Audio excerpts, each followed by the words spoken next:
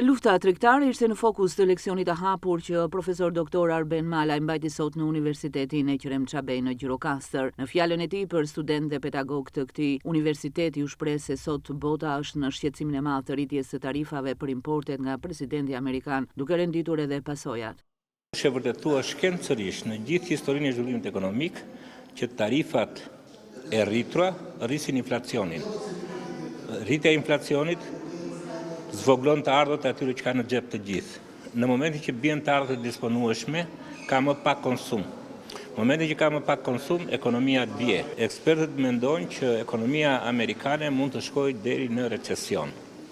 Çka do të thotë që rënja e rritjes ekonomike të ekonomisë amerikane, që është një nga ekonomitë që udhëheq ekonominë globale, do të krijojë pasoja negative pasaj edhe te vendet e tjera.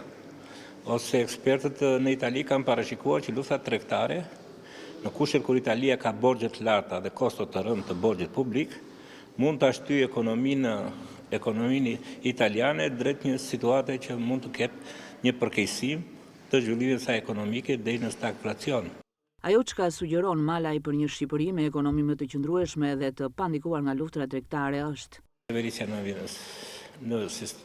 nivel vendor, po dhe ajo qendrore në Shqipëri duhet këtë parasysh cilat janë kanalet që do ta prekin Shqipërinë nga rritja e tarifave, cilat janë sektorët, cilat janë grupet sociale që do të penalizohen më shumë, dhe më shumë penalizohen të varfrit dhe klasa e mesme, dhe cilat janë, si thuash, strategjitë afatmesme dhe afatgjatë për ta bërë ekonominë tonë që të rritet me ritme më të larta, të rritet në mënyrë të qëndrueshme, jo sa herë të shtin kriza në Amerika apo në BE të dritet ekonomia shqiptare, dhe nga ana tjetër na duhet një rritje ekonomike që të jetë më e drejtë. Çka do të thotë që sot bota prodhon pasuri pafund.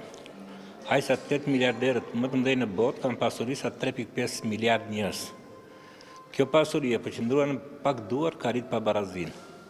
Pabarazia rrit zhgënjimin, prandaj ikin dhe njerëzit, dhe njëkohësisht pabarazia duke rritur zhgënjimin, prish kohezionin social, e bën të paqëndrueshme situatën politike dhe rëndon më shumë situatën ekonomike.